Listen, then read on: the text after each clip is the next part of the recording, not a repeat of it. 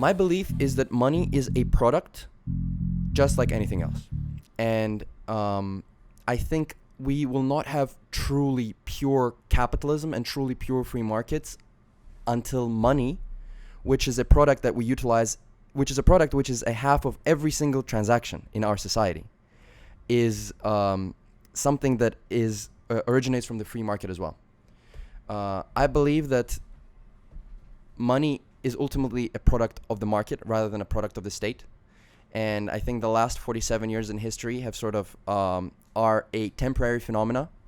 For thousands of years, gold was the predominant money, or gold and silver were the predominant two currencies around the world, until sort of the paper notes became more widespread as a technology.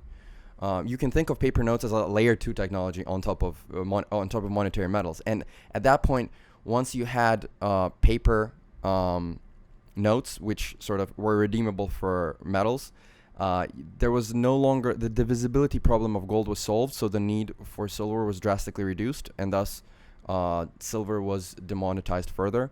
It's very interesting to look at the gold silver sort of price ratio. And after 1881, you see sort of gold skyrocket in silver terms. But I believe that something similar will happen with Bitcoin versus all other monetary instruments and even other financial assets, which is really quite eerie. I think that when all is said and done, Bitcoin will be the second or the third single biggest asset class, the single biggest asset in the world. Maybe real estate will be the only one bigger. And sort of this is my reasoning around this. Right now, it is believed that the total money supply of all fiat currencies around the world is somewhere around $80 trillion. Mm-hmm.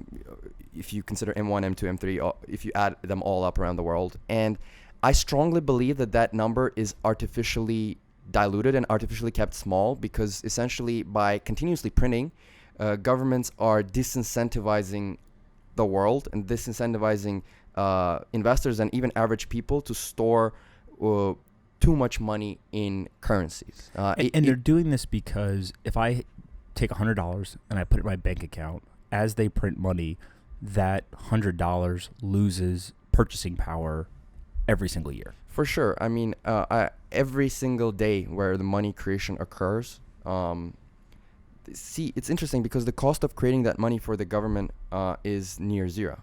All it takes is just a push of a button, right? Mm-hmm.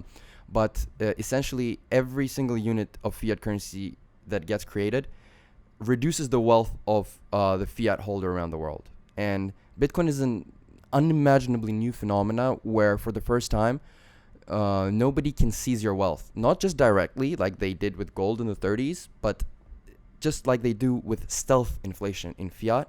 Nobody can print more. And for the first time, you have this currency that you can have full, or at least very strong confidence that for the rest of your life, the percentage of the money supply of this entire system will always remain the same, which really is completely unprecedented, because even with gold, you don't have that.